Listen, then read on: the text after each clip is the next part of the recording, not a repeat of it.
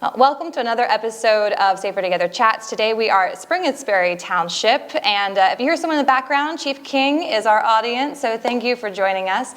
We've got Jamie Miller, who's previous law enforcement, so he is here to talk about some of the experience he had, and Jen Horton, she is a co-responder down in the Hanover area, right? Mm-hmm. Yeah. So Jen, for people that are watching or listening, what is a co-responder? So basically we are a crisis intervention counselor, and we're more or less put into a police department or a couple police departments. Most of us have a few. And we are kind of a resource for the police officers and the community to help with mental health cases or to help with people that may have a mental health need. A lot of people call 911 for mental health issues or crisis. So we're someone that can either help them at that time or later with some follow-up to try to make sure that they get connected to whatever it is that they need at that point. Because before, when someone interacted with law enforcement, encountered something, law enforcement would step in and they would help them with the services, but now the co-responder, your job is there to support them. So what was it like being a police officer then, Jamie, when you would get calls and you would go and have to help people and then connect them with resources? So at the beginning it was tough because you didn't have any real training other than what you learned up at the academy.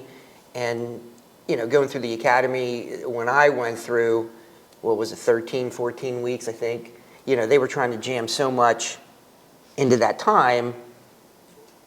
What information you did get on how to handle mental health issues was limited. And then Springettsbury sent me to the CIT training, which was phenomenal. I mean, it really, it helped. That's crisis intervention training? And I loved doing that. That was, it got to the point where I know 911 on our platoon, when 911 knew that I was working, they would, they knew who the trained officers were, and I liked trying to help out with that. Yeah. And Jamie? Because it can be any one of us. Right. I mean, any one of us can have a mental health issue, and I think in law enforcement, that's one of the things that's killing officers because they're afraid to say, "Hey, our bodies can hurt, but so can it's just part of the body." Right. And there's that mystique. Well, I can't let anybody know. And I was fortunate because at my department, it wasn't like that. People were open and oh my able to God, talk yeah, about. I had. Over there, Chief King and other officers. At the time, my sergeant was Brian Wilbur. They wanted me. They made it very comfortable for me to be able to say, "Hey, I'm struggling today." Where, like I said, there's that mystique out there. Oh, I can't let anybody know. I carry a gun and I wear a vest. Well, if they're saying something's wrong up here, we got to take it away from them. Yeah. So there is, and that fear is out there to this day. Jen, are you seeing that in the community? There's still some negative stereotypes around talking about mental health? Overall, I think it's still pretty heavily stigmatized. I think it's automatically assumed that everyone that has a mental health issue is, quote, crazy, and that deserves to kind of be pushed to the side and removed from interacting with, the general public, where I don't think people realize the amount of individuals around them that have mental health concerns or struggles, and that's something that a lot of people are dealing with. I think it's still pretty stigmatized, and people get kind of ostracized pretty easily for it still, unfortunately. Yep. Jamie, one of the reasons why I asked you to speak was because you've been through your own traumatic experiences. Would you be able to share one of those with us? Whatever you ask, I'll answer. No questions are off limits. Well, and that's like I told you before, the reason I believe that is, if we want to get to the heart of the problem, we have to have gut-wrenching conversations. Nothing should be off the table. Well, then I have to ask about Kmart. So what happened with Kmart? Can you give the viewers who maybe don't know about the history, like what happened? Yeah, so quick rundown.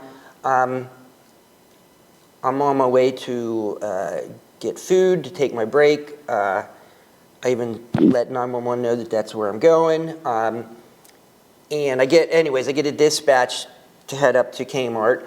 And one of our corporals on my platoon was training a new officer. And he said, "Hey, we'll take that," because what it came in is retail theft. So I'm like, great, I'm going to go eat. But before I actually pulled into where I was going to go eat, I just had a gut feeling, and cops, that's just something, I think we all have that, but you get really in tune with it depending on what you do for a living. So I just said to 911, hey, I'm going to be responding up there anyways, just to, back up. And no sooner did I say that than, the officer in charge, he's calling for rapid response. So I go lights and sirens, and when I pull in, I see a guy sitting down, and I see the two officers, and I have, the one officer has his gun drawn. I see that the taser was used because you could see the leads on the guy as he was sitting down. As I approach, the officer in charge yells to me, hey, watch it, he's got a knife. And, I draw my gun, and if you see the video, you'll actually see in the video where I actually say, hey, don't worry, we're not going to have to shoot him. The reason I believed that was 9 out of 10 times I was able to talk people down. I was trained that, it was more of an art if you could talk someone into handcuffs versus fight them into handcuffs. Anyone can do that.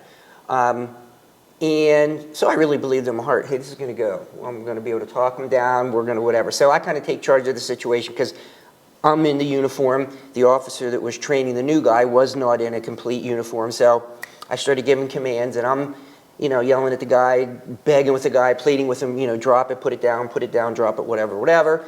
And it wasn't happening. So I knew the ass didn't work because I saw, or not the ass, the taser didn't work because I saw the leads. So I thought, well, I'm going to try my ass, which is the baton, and I know that I can swing that. So I hit him twice so hard down here that it on the video it sounds like you're hitting concrete. And why do you go down there? Like, why is that? So there's specific areas of the body that are safe to hit where you're not trying to kill, and limbs are, and the closer you work from the limbs to the center of the body and the head, they become more dangerous areas. Not that you can't strike those areas, but you have to be able to articulate, why am I hitting there? Yeah, you weren't trying to hurt him, you were trying to... No, I was trying to get him to drop the freaking knife. Yeah. That's exactly, and comply. Yep. So I hit him hard, and he doesn't even say ow.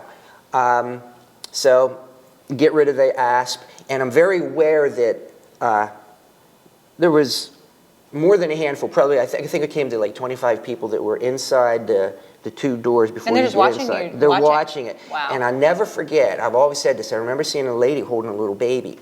And over by the ice machine, if this is the situation, and I'm looking at it, to the left of me is the ice machine, and there's probably 5, 6 people there. There's people in the parking lot watching this.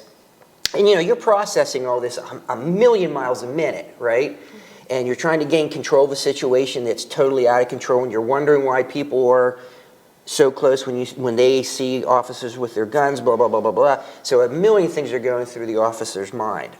And this is where training, which again, we were blessed at Springettsbury, and they still are. Training is everything. You always are going to fall back. You guys know that.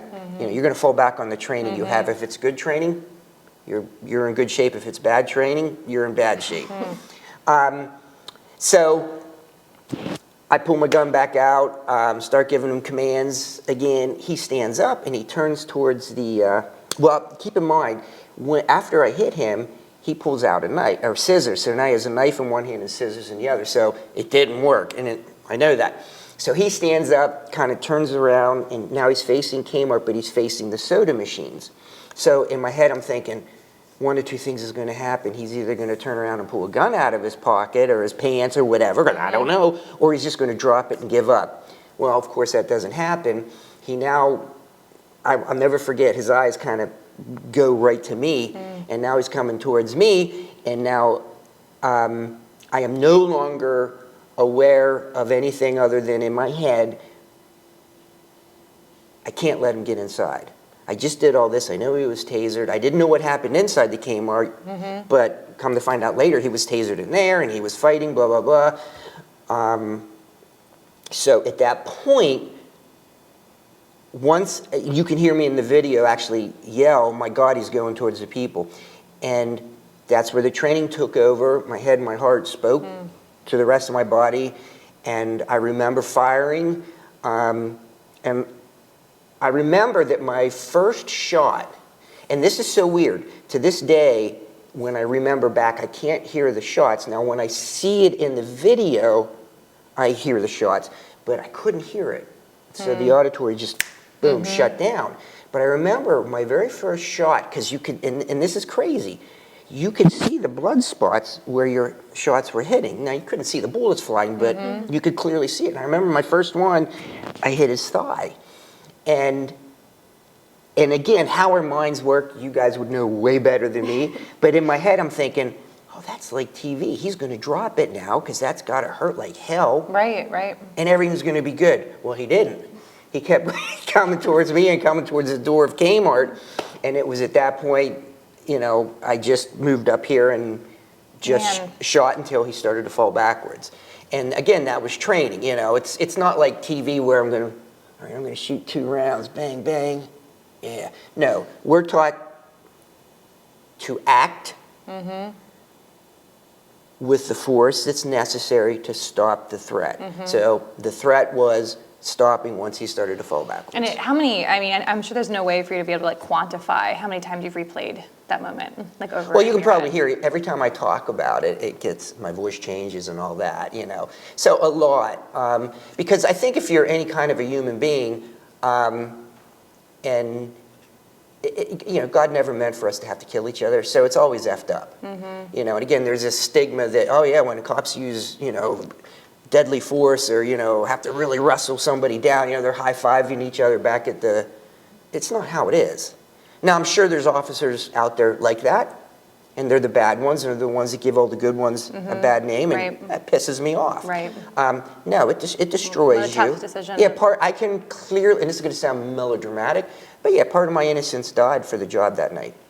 And, you know, before that, at the old station, I walked in on a shooting with, you know, that one kind of took a little chunk of you away because I didn't expect that. And then... I've recently, someone told me, it was Chief Lutz at Newberry Town, he gave the analogy of when you're in law enforcement and you go through events like that, it's like putting rocks in a backpack and you're like constantly carrying this backpack and it gets heavier and heavier as these rocks build up over time. And that's the kind of the beauty of therapy and mental health and getting services, is that it's ways for you to like unpack that backpack so you don't have to carry it around. So Jen, you've also seen this firsthand with law enforcement back at your stations, because you serve 3 stations? Yes, I have Hanover Borough, Penn Township, and West Manheim. And probably the past 2 months have been pretty intense down there. I think we've had a lot of things going on down there that I don't think they've had that intensity for a while.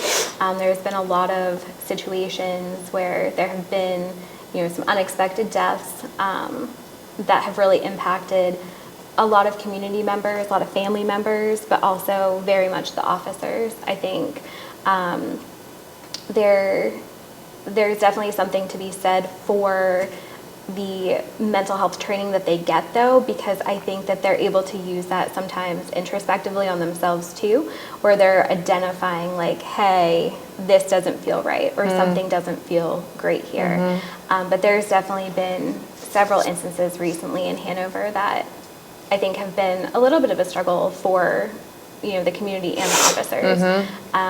There are situations where I have been called to help, not necessarily the victims or what's going on there, but more so the family members. There was a situation where there were several unexpected deaths at one time, and the family really had no idea what to do. They didn't know how to process that. They didn't know what next steps to take. And this is an ongoing investigation, so you have to be sensitive to the families, and you can't disclose that much information. No, but it definitely was a situation where, you know, at that point, we're all kind of looking at each other like, okay, who's doing what, who's helping what? While the officers were kind of focusing on the scene and the legal side of things, I was there more so to start helping the family and the people that had witnessed some things, to start looking at those pieces and processing them so that it wasn't as long-term detrimental as it might have been. Right. try to like pause that as much as you can. Well, I think that's something that has been eye-opening for me is that like before, like when I've been pulled over a couple of times, not very many times, but a couple of times, and I can feel my adrenaline increase, and I start to shake a little bit, and I'm getting nervous, and so in my mind, it's all about me in that moment. I'm very selfish. I'm thinking about myself, but that police officer could have just encountered like a worse moment in their life moments before that or days before that. So what's it like seeing these traumatic events and then being expected to go and be nice to people even when they can be not all the time nice back? Difficult. Yeah. I mean, I remember it was Thanksgiving Eve morning. We responded, I was one of them, we responded to a baby in cardiac arrest. And the baby did not make it. And you're watching this little thing like this, and they're doing CPR on him, and then I, had to answer calls after that, and you have to pull it together, suck it up, embrace the suck, and try to treat the next person that called 911 to have us respond with the dignity and respect that they truly do deserve while trying to bottle this up. And it's very difficult. And again, I'm going to say it all goes back to training, how you're trained. Do you have the people that are above you, It's got to be more than that, though, Jamie. incorporating that, Like helping that? You've got to have some type of mindset, though. It's more than just training. Like, what have you seen police officers? And Jen, I'd like to hear your opinion too. Have you seen police officers that seem to be impacted more by those things? Oh, yeah. And so, what is it about the police officers that are able to bounce back and cope? So first for me, it's my faith in Christ. Secondly, I think it's having good habits. And if you don't have good habits as an officer, you need to develop them, because the facts are the facts. When the shit hits the fan, if you have bad habits, that's what you're going to draw on. Bad habits are trying to self-medicate. Bad idea. Good habits, running, working out, whatever. Speaking to persons such as yourself. Again, I'm just going to call it straight how it is. It is what it is. The shooting. Me and the other two officers were sent up to the psychiatrist, police psychiatrist, I guess. And when I came out, before I was done, I was the last one to go in, I think. But I remember saying to him, I want to come back, because I knew it messed with me. Plus, I knew that, I'm going to say I wrestled all through school, so I knew training was everything. You have to continuously train all parts of your body in order to be a winner. I'm not saying I'm a winner, but that's just how it is. So, and this one carries us through a lot. So I knew that I was going to go back, but I'll never forget, one of the officers said that he knew the right things to say in order to not have to go back. And the other two officers, the brand new one and the other one, chose not to go back, and it wasn't too long after that, and I got to be careful how I say this, because it's just by God's grace I'm here and I was able to do my career. But they ended up leaving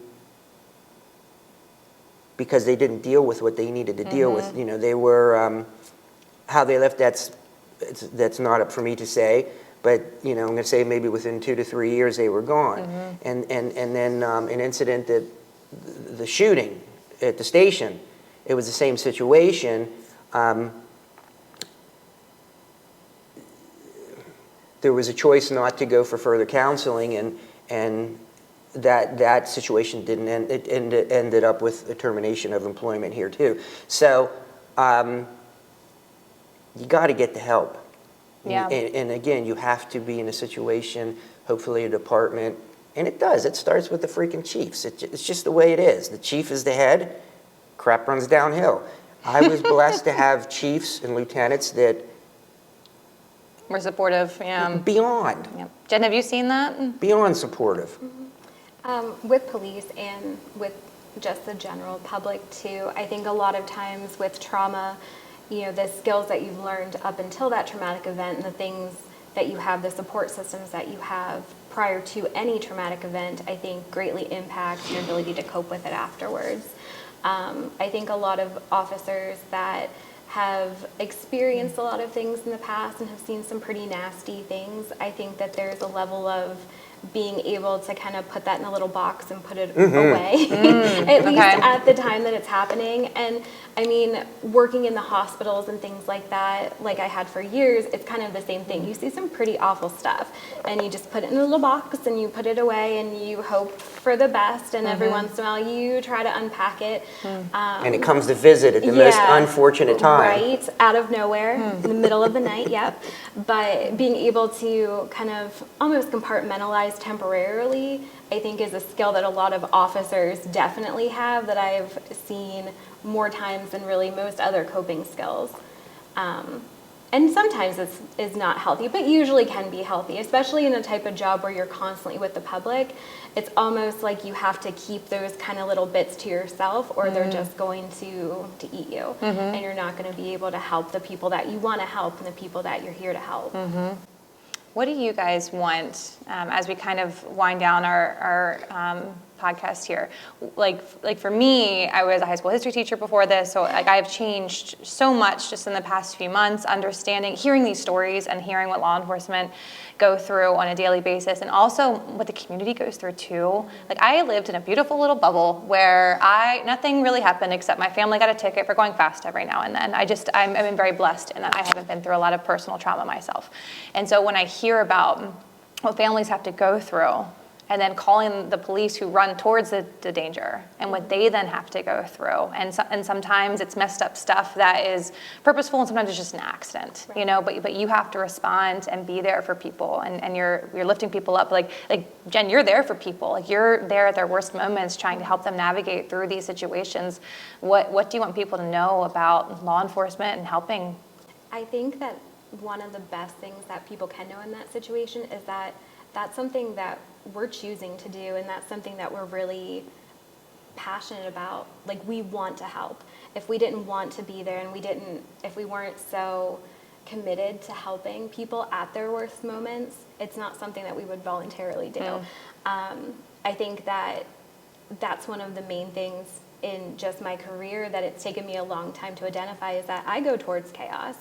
And no matter what I do, I'm always going towards chaos. And if I can channel that to helping people in chaos, then that is kind of where I'm supposed to be. And I think a lot of people that I work with, both law enforcement and mental health, we like the chaos to the extent of we like going in, we like relying on our training and what we know, and we like helping people in those moments. Well, because no one else can do it. Like I can't be in those situations. So as a thank you from the public, thank you for being able to go towards the chaos. Yeah. Going towards the chaos is sometimes learned, but I think those of us that purposefully run towards it, it's something that we're just wired for. And I think that sometimes the public will kind of look, especially at officers, and wonder why they're there, and wonder, you know, what the motivation is. We hear, even in mental health, we hear oh, well, you're just here for a paycheck. I assure you I am not. Absolutely not. It's not that much money. It's not great in either realm. But we're there because that's something that we're committed to and we're passionate about. And, you know, sometimes we put our own mental health, safety, security in jeopardy because we want to be that person that is running towards that chaos. Jamie, what do you want to leave people with, learning more about law enforcement and what they have to see on a regular basis? I think I would hope that the public, and again, I think for the most part they do, but we're humans just like you. We hurt, we bleed, we have families. We're not only dealing with our own family issues at home, but then we come to work and then we're called to other situations where people can't deal with, they can't deal with their own crap, so now we got to deal with their crap and try to put it together. And it all, just like you said, the backpack thing, I like that. I like it. It starts to get a little bit heavy. That's my one thing that I would hope the public would see is, you know, give us a little slack. You know, I don't want the bad ones out there either. Nobody does, you know. Right. And again, you become a cop for one of two reasons. One, and the correct one, is you truly want to be a public servant. The others, you want to be an arrogant cop and you want the power. Nobody wants that, and they should be gone. But the second thing, I'm just going to add that I would hope, this is for the officers, that if you do have struggles up here, and it's okay, that you seek out the help. There's no shame in that. The shame is when you have the struggles, you don't seek it out. Now you not only screw yourself, you screw your family, and you screw the department that hired you and trusted you, and you're screwing the public that's trusting you with all this stuff you wear. I have another follow-up question to that because you made me think of it. I learned recently that domestic violence incidents are common in police households. I shouldn't say common, but they happen more than what we like to think. And I don't want to surmise, but my guess would be is because their backpacks are too heavy. So, just for this, you're my wife. I just came home from work. Ask me how my day went. How's your day, honey? It was normal. Nothing really. It was good. And I just had a big shitstorm. And let me tell you what, I don't want to bring it home because, number one, I don't want to relive it, as you know, officers. And it just starts to build and starts to build and starts to build. So you're saying you should have talked about it, but instead you just... I should have, absolutely. And here's this person that trusted me and trusts me, and by me hiding my emotions and not being willing to talk or get the help and go to the person I can talk to, whatever, now it's going to explode on you someday. How right is that? Because it's that box you were talking about, right, Jen? Exactly. And it comes out, like we said, at the most inappropriate time. Yeah. Boom. I'm a strong believer that strong police officers and strong departments support strong communities. We can't have strong communities if we don't have strong police officers kind of maintaining what's going on in them. So I think it's so important for officers, people in law enforcement, first responders of any kind really, to reach out to whatever resources they have, because we can't have supportive, healthy communities without people that are healthy running in to help other people. Wow, well said. Well, we'll be sure to include some resources at the bottom of this video. So thank you both so much for talking about this. It's been a really important topic. Yeah, thanks guys.